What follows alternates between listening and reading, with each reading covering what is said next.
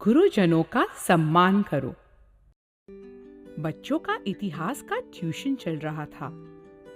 अध्याय समाप्त करते हुए ट्यूशन टीचर ने कहा, आज के लिए बस इतना ही, कल हम गणित करेंगे। उन्होंने अपनी पुस्तकें समेटी और चले गए। उनके पीछे बच्चों ने उन पर हंसना शुरू कर दिया। रिया ने उनकी नकल उतारते हुए कहा, कल हम गणित करेंगे। बच्चों को और भी हंसी आई। जोर से हंसते हुए सब मिलकर टीचर की खिल्ली उड़ाने लगे। अरे, वे हमें क्या गणित सिखाएंगे। तभी नानी कमरे में आई और उन्होंने उनकी बातें सुन ली। नानी को अच्छा नहीं लगा। बच्चों को फटकारते हुए वे बोली, अध्यापकों का मजाक उड़ाना अच्छी बात नहीं होती। तुम्हें उनका आदर करना चाहिए। आज तुम सब वुडवर्ल्ड जंगल के जानवरों की एक कहानी सुनो। वुडवर्ल्ड जंगल स्कूल में परीक्षा चल रही थी। एडी गॉर्जी, हम्पी एजे और डीजे पूरी तैयारी करके आए थे। कक्षा में बैठकर वे प्रतीक्षा कर रहे थे कि अध्यापक उन्हें प्रश्न पत्र बांटना शुरू करे। उनकी अध्यापिका मिस फॉक्सी कक्षा में आई। एक एक कर उन्होंने सब विद्यार्थियों को प्रश्न पत्र बांटे। जल्द ही विद्यार्थी अपने उत्तर लिखने में व्यस्त हो गए और मिस फॉक्सी अपनी सीट पर लौट आई। वे कुछ थकी हुई सी लग रही थी। उन्होंने अपना गला साफ किया और थोड़ा सा खांसी भी। बच्चे अपने उत्तर लिखते जा रहे थे। कुछ देर बाद मिस फॉक्सी ने फिर से अपना गला खनकारा। उनकी आंखों में से पानी भी आ रहा था। उनकी तबीयत ठीक नहीं लग रही थी। वे दोबारा खांसी। कालू, चिट्टा और बंटू हंसने लगे। वे क्लास के दुष्ट विद्यार्थियों में से थे। परीक्षा के कारण क्लास में सन्नाटा था। बेचारी मिस फॉक्सी, उनकी तबीयत काफी खराब लग रही थी। उन्हें फिर से गला साफ करते समय खांसी उठी। कालू, चिट्टा और बंटू ने एक दूसरे को आंख मारकर इशारा किया।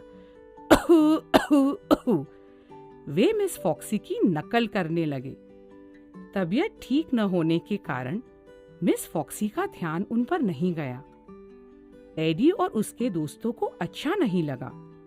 उन्हें ऐसा लग रहा था कि कालू, चिट्टा और बंटी अपनी अध्यापिका का निरादर कर रहे थे। परीक्षा के लिए ट्रिंग ट्रिंग ट्रिंग समय पूरा हुआ और घंटी बज गई।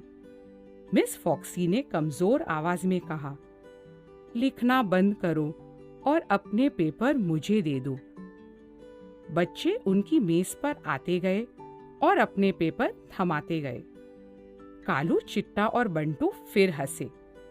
अपने पेपर मिस फॉक्सी की मेज पर रखते हुए वे जोर जोर से खांसते गए और अपने गले खनकारते रहे। एडी, हम्पी, गॉर्जी, एजे और डीजे ने उन्हें घूर के देखा। तभी उन्हें किसी खतरे का आभास हुआ। मिस फॉक्सी अपने मेज पर लुढ़क चुकी थी। उनका सिर मेज पर था और वे हिल नहीं रही थी। घबराकर एडी ने पूछा, मिस मिस आप ठीक तो है? मिस फॉक्सी अपनी आंखें खोल नहीं पा रही थी। क्या वे बेहोश हो गई थी? एजे बोला, मिस बहुत बीमार लग रही है। वे प्रिंसिपल को बताने के लिए भागे। मिस फॉक्सी को तुरंत किसी चिकित्सक की जरूरत थी। प्रिंसिपल ने तुरंत डॉक्टर को बुला भेजा और मिस फॉक्सी को घर पहुंचाने की व्यवस्था भी की। जल्द ही मिस फॉक्सी अपने घर सुरक्षित पहुंच गई और पलंग पर लेट गई। डॉक्टर भी उनके पास पहुंच गया। डॉक्टर बोले, सांस लेती रहिए। फिर उनकी छाती पर अपना स्टेथोस्कोप लगाकर उनका निरीक्षण शुरू किया और कहा, आपकी तबीयत ठीक नहीं है। इतनी खराब हालत में आप स्कूल क्यों गई? कमजोर आवाज में मिस फॉक्सी ने उत्तर दिया, और मैं क्या करती? परीक्षा का समय है। मुझे अपने विद्यार्थियों के लिए स्कूल में उपस्थित रहना ही चाहिए। डॉक्टर ने आज्ञा दी, आपको बुखार है, मैं आपको स्कूल जाने की अनुमति नहीं दे सकता। किंतु मिस फॉक्सी डॉक्टर की बात मानने को तैयार ही नहीं थी। जिद में आकर वे बोली, मैं बच्चों की परीक्षा के बाद ही आराम करूंगी। अपना सिर हिलाते हुए डॉक्टर बोले, नहीं नहीं, आपको आराम की सख्त जरूरत है। आप आराम नहीं करेंगी तो तबीयत और बिगड़ जाएगी। अपनी कमजोर आवाज में मिस फॉक्सी फिर से बोली, मैंने कहा ना आपसे कि मैं परीक्षा के बाद ही आराम करूंगी। मुझे प्रतिदिन स्कूल जाना होगा क्योंकि विद्यार्थियों को मेरी जरूरत है। एडी, गॉर्जी, हम्पी, एजे और डीजे के दिल पसीज गए। मिस फॉक्सी के मन में उन सब का कितना ख्याल था।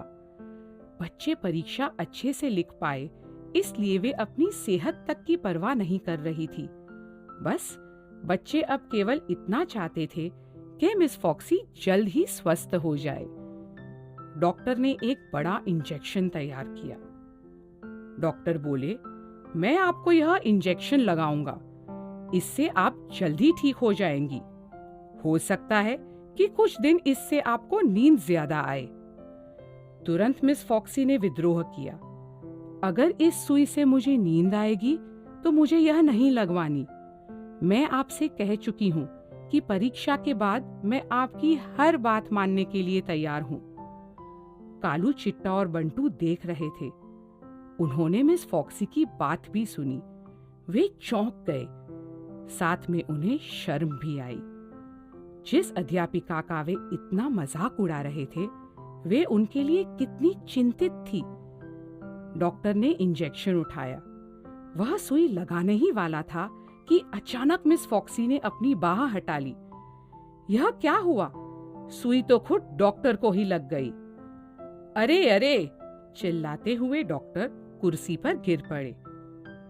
मिस फॉक्सी पलंग पर उठ बैठी और बोली, डॉक्टर, मुझे माफ कीजिए, मैं ऐसी कोई दवाई नहीं चाहती जिससे मुझे नींद आए, और जब तक परीक्षा चल रही है मैं रोज स्कूल जाऊंगी।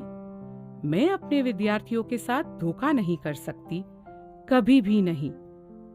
एडी और अन्य चिंतित विद्यार्थी जो उनके पास ही खड़े थे, उन सब से वे बोली, बच्चों, मैं ठीक हूं, मेरी चिंता मत करो, मैं तुम्हारी परीक्षा के बाद ही आराम करूंगी।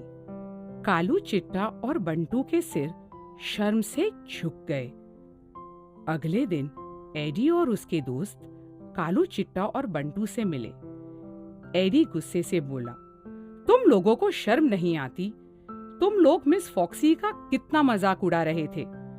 अब तुम्हें समझ आया कि वे हमारा कितना ख्याल रखती है।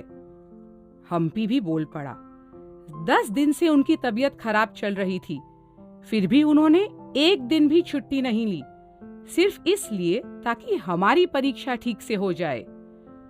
कालू और चिट्टा बोले, हमें अपने किए पर शर्म आ रही है, हमें नहीं पता था कि उनकी तबीयत खराब थी।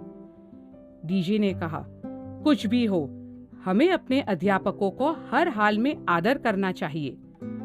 कालू, चिट्टा और बंटू ने एक साथ वादा किया, आगे से कभी भी हम किसी भी अध्यापक का निरादर नहीं करेंगे। यह तय था कि यह सबक वे कभी नहीं भूलने वाले थे। कहानी सुनते ही रिया सोच में पड़ गई। अंत में उसने कहा, नानी, मैं आपका मतलब समझ गई। हमारे अध्यापक हमें बहुत कुछ सिखाते हैं, इसीलिए हमें हमेशा उनका आदर करना चाहिए। सब बच्चों ने गंभीरता से हाँ में सिर हिलाया। आज उन्होंने एक नया सबक सीखा था। अब नानी को तसल्ली हुई। वे जानती थी कि बच्चे याद रखेंगे कि अध्यापक हमेशा आदरणीय होते हैं। हमने क्या सीखा? हमेशा अपने अध्यापकों का आदर करो। तुम्हारी सफलता में इनका बहुत बड़ा योगदान होता है।